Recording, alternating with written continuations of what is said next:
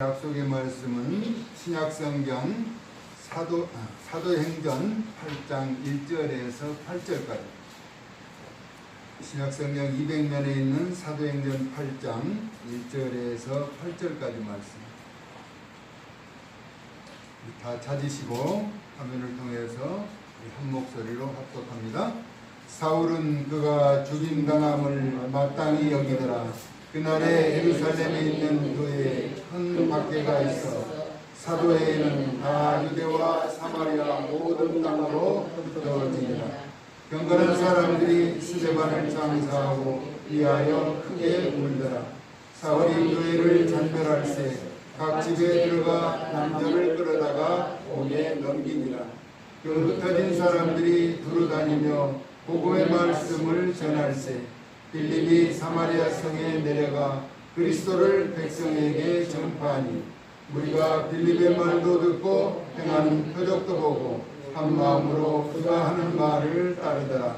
많은 사람에게 붙었던 더러운 귀신들이 크게 소리를 지르며 나가고 또 많은 중풍병자와 못 걷는 사람이 나으니 그 성에 큰 기쁨이 있더라. 아멘.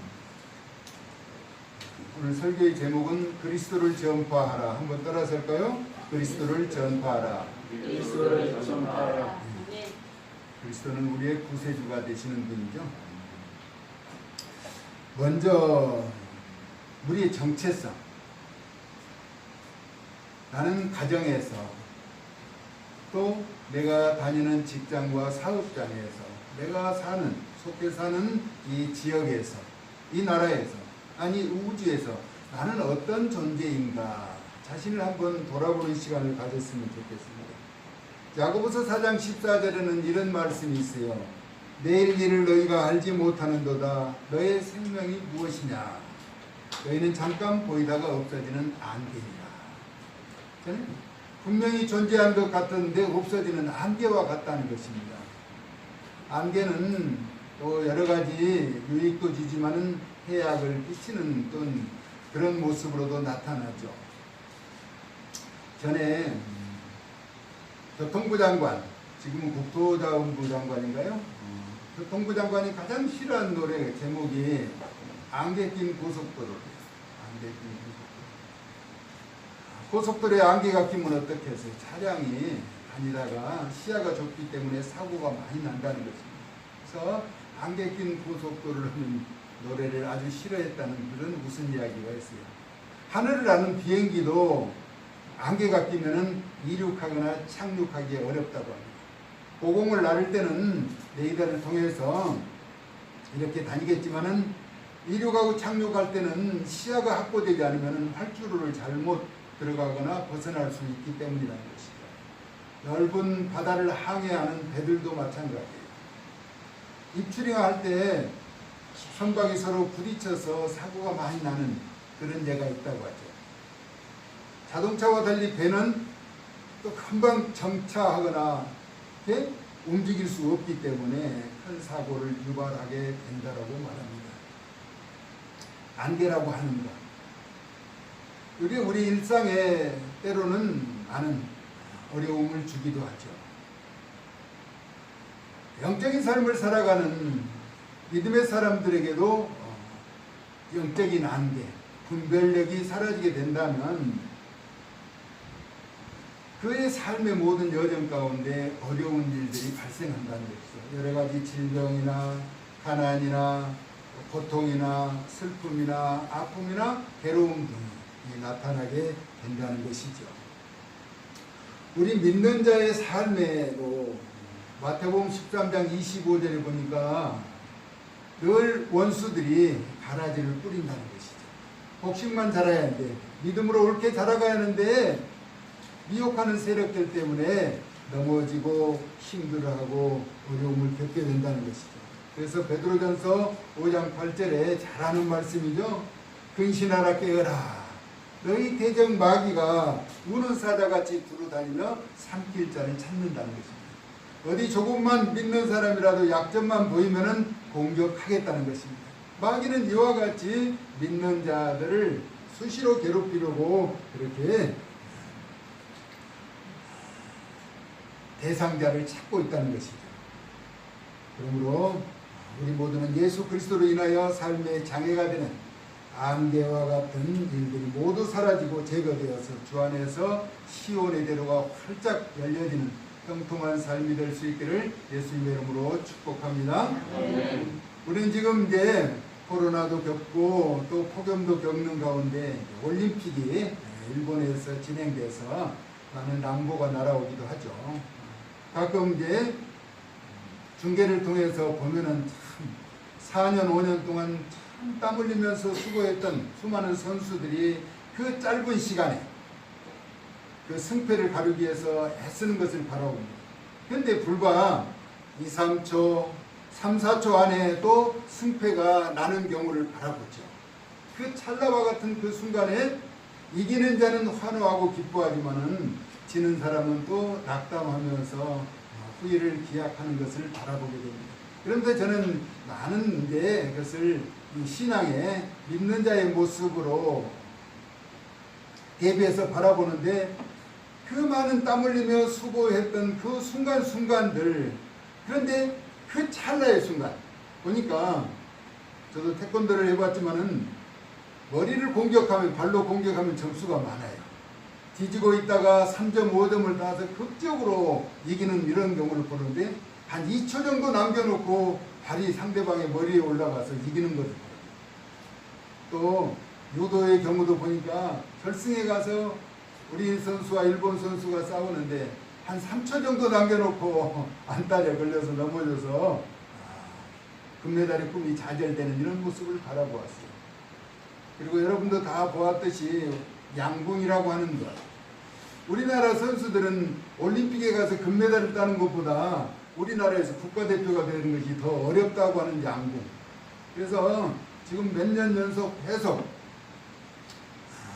금메달은 우리의 것으로 가져오는데 개인전의 마지막 그 모습이 참 긴장감을 고조시키더라고요.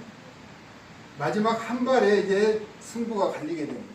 우리나라 선수가 먼저 10점에 딱 반역에 맞췄어요. 근데 도전하는 선수는 8점인가 맞춰서 결국 이제 금메달을 우리가 따왔는데 여기서 아주 중요한 사실을 발견할 수가 있어요.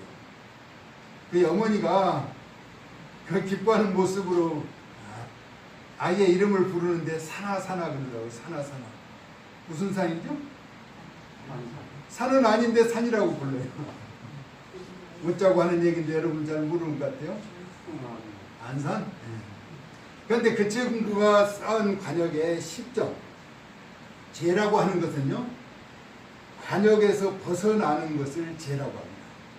헬라어로 하말티아라고 하죠. 그러니까 예수 그리스도 안에 있는 자, 예수 그리스도를 바라보는 자의 삶을 살아야하는데 벗어나게 되면은 죄의 종로를 타게 된다는 것입니다. 그러면은 마귀는 우는 사자와 같이 우리를 삼키려고 찾아다니기 때문에 그의 제물이 되게 된다는 것이죠. 그러므로 복음을 전파하는 일, 우리가 예수님을 믿으면서 복음을 전파하는 일은 우리에게 주어진 사명이라는 것입니다. 그래서 때와 장소를 가리지 말고 복음을 증거하라고 우리에게 말하죠. 디모데후서 4장 1절에서 2절은 그렇게 말합니다. 하나님 앞과 살아있는 자와 죽은 자를 심판하실 그리스도 예수 앞에서 그가 나타나실 것과 그의 나라를 두고 엄히 명하노니 너는 말씀을 전파하라. 때를 얻든지 못 얻든지 항상 힘쓰라.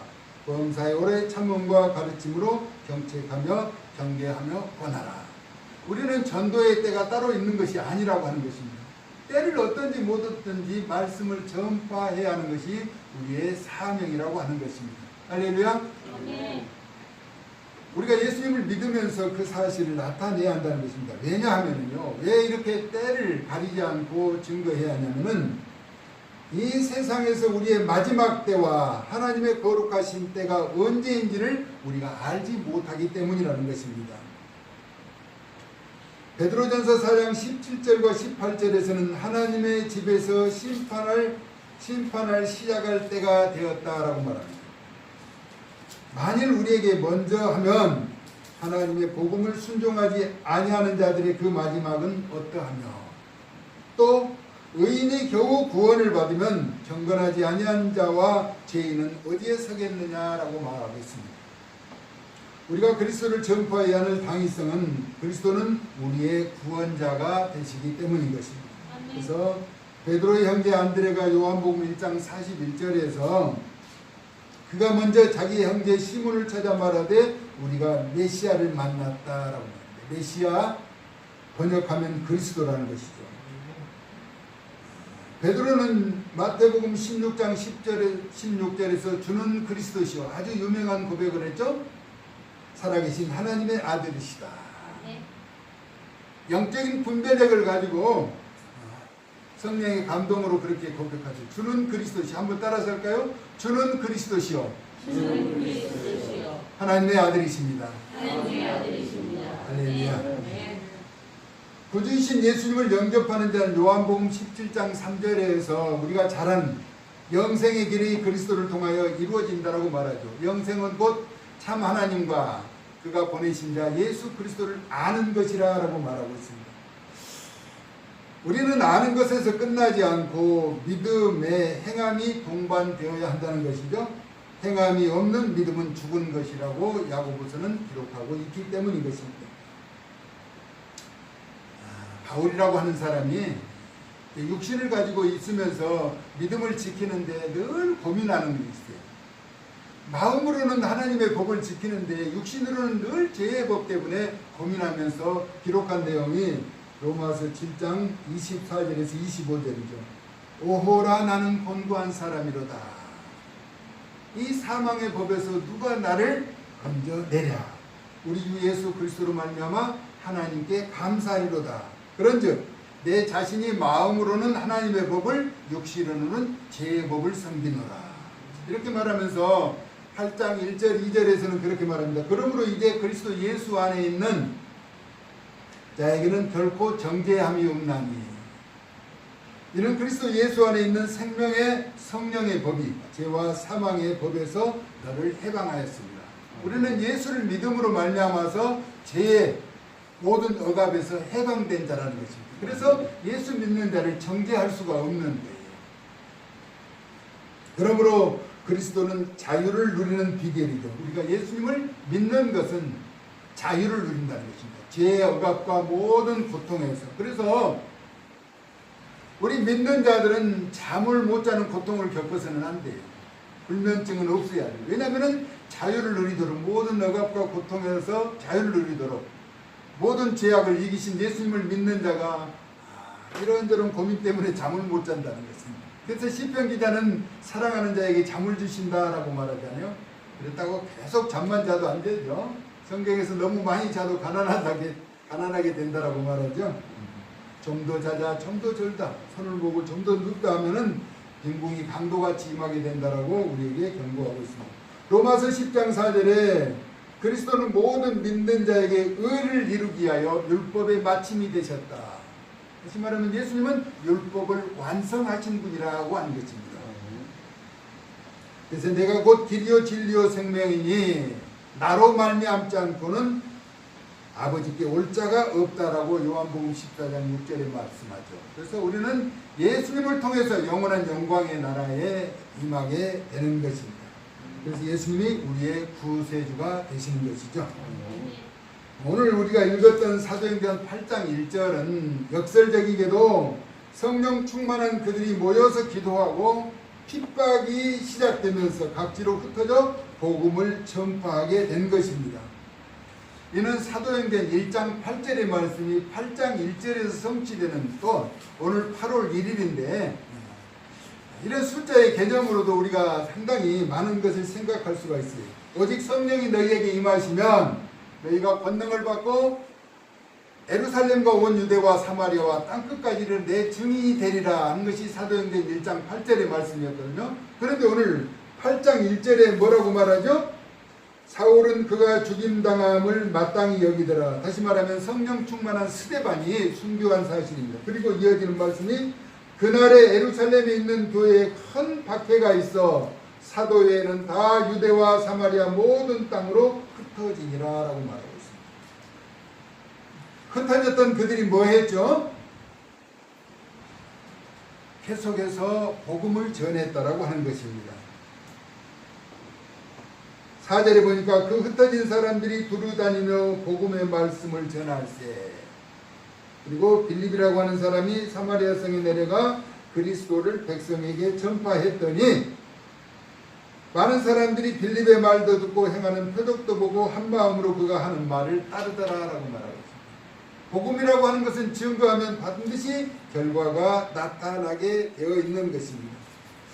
우리가 모이면 기도해야 하는데 요한계시록 8장 4절에 보니까 향연이 성도의 기도와 함께 천사의 손으로부터 하나님 앞으로 올라갔다라고 말하고 있습니다. 그러므로 우리는 모이면 기도하고 하나님의 뜻을 구하고 흩어지면 전도해야 하는 것입니다.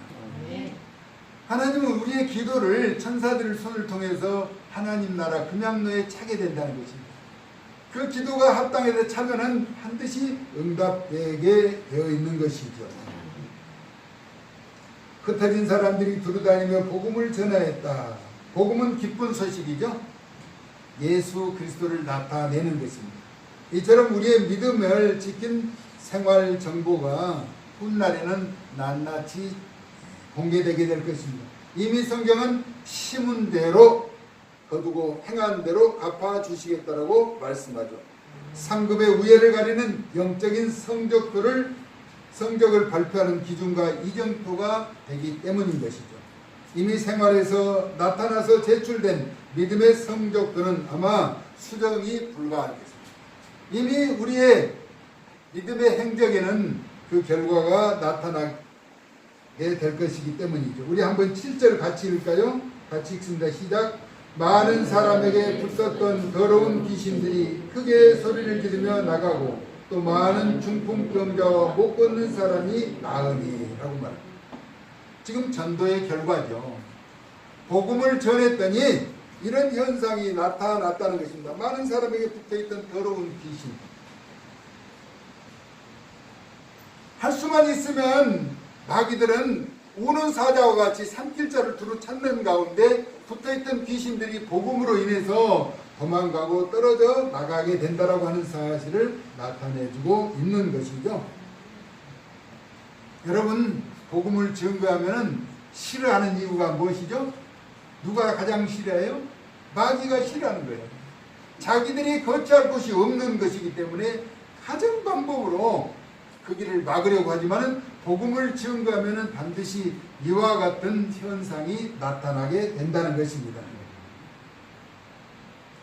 절대적인 위기의 상황에서 자신을 구해준 짐승들도 그 구해준 사람에게 감사하는 마음을 갖는 것이죠. 뭔가 해주려고 하는. 근데 상어, 이제 스쿠버 다이버를 하는 사람이 상어의 입에 날카로운 낚싯바늘을 제거해 줬대요. 그러니까 상어도 자신을 공격하는 것은 아닌 줄 알고 이제 그 고통 가운데 그 낚싯바늘을 제거해 줬는데 얼마 지나지 않아서 상어 떼가 몰려왔대요. 떼로 몰려왔대요. 그랬더니 보니까 그 상어마다 다 입에 낚시가 있더라고요.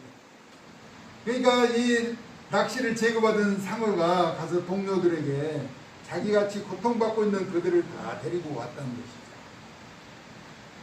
무엇을 이야기하고 싶을까요? 여러분 주변에 눈에 보이지 않으나 안개와 같이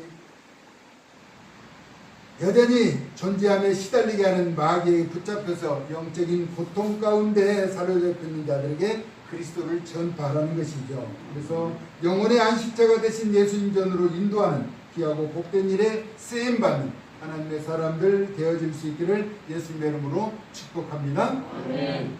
교회는 오고 싶으나 한 번만 더 가자오고 조금만 더 열심히 이야기하면 올 수 있는데 아마도 지금 세상에 여러 가지 일들로 인해서 어려움을 겪는 자들이 많이 있을 것입니다. 여러분이 한 번만 더 찾아가고 한 번만 더 만나서 그들에게도 고통 가운데 있는 그 모든 억압을 떨쳐버리고 그리스도 안에서 자유를 누릴 수 있도록 예수 그리스도를 전파하는 증인들 되어질 수 있기를 예수님의 존귀하신 이름으로 축복합니다. 아멘. 코로나 사태는 어쩌면 우리에게 지금 핍박으로도 다가올 수 있는 것과 같이 느껴질 수가 있어요. 코로나가 우리를 핍박하는 것은 아니지만은 이런 계기를 통해서 우리가 흩어져서 활동을 하는데 못하면 모여있는 가족들에게라도 복음을 증거해서 그 사람을 나타낼 수 있는 기회라고, 또 우리의 생각을 바꾸게 된다면 새로운 변곡점을 맞이하게 될 것입니다. 늘 믿음 안에서 우리의 구세주이신 예수 그리스도를 사랑하고 전파하고 나타나는 일에 복되게 사용되어질 수 있기를 사랑 많으신 예수님의 이름으로 축원합니다. 고마우신 하나님, 창세전부터 우리를 택하여 믿음의 길을 걸어갈 수 있도록 도와주시고 그 사랑 알게 하심을 감사합니다. 이제 고통받는 그들에게 안개와 같은 잠시 잠깐 이 세상에 머물고 갈 그들에게 영원한 나라를 소개하는 그리스도를 증거하는 일에 쓰임받게 하여 주시옵소서. 예수 그리스도의 거룩하신 이름으로 축복하며 기도 올리옵나이다. 아멘.